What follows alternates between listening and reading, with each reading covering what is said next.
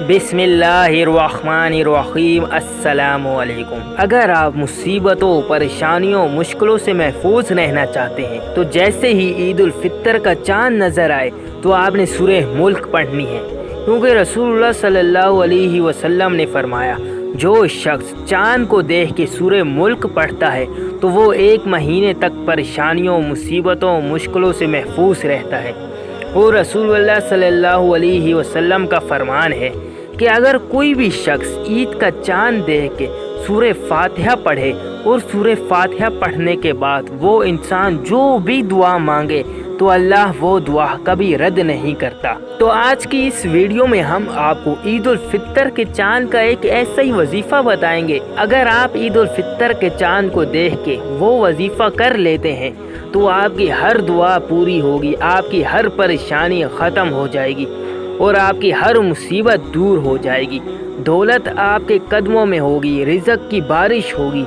अल्लाह पाक आपको उस जगह से रिज़्क़ अता फरमाएंगे जिस जगह का आपको गुमान भी ना होगा। आपके हालात बदल जाएंगे।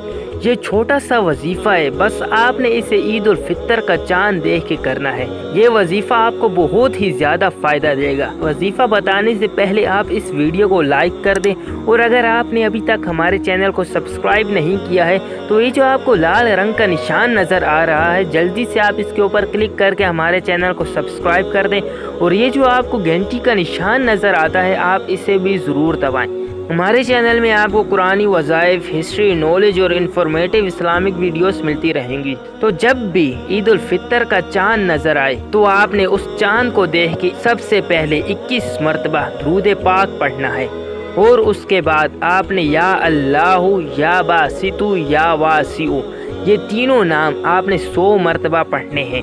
और उसके बाद आपने 100 मरतबा सूरह कौसर पढ़नी है, और आपने आखिर में फिर से 21 मरतबा दुरूद पाक पढ़ना है, और उसके बाद आपने अल्लाह से अपनी दुआ मांगनी है। तो इंशाअल्लाह अल्लाह पाक आपकी वो दुआ ज़रूर कबूल फरमाएंगे और आपकी रिज़्क़ की तंगी दूर हो जाएगी, आपके घर में रिज़्क़ की बारिश होगी, आपकी परेशानियां ख़त्म हो जाएंगी। अगर आपको ये वीडियो पसंद आई है तो लाइक ज़रूर करें। शुक्रिया।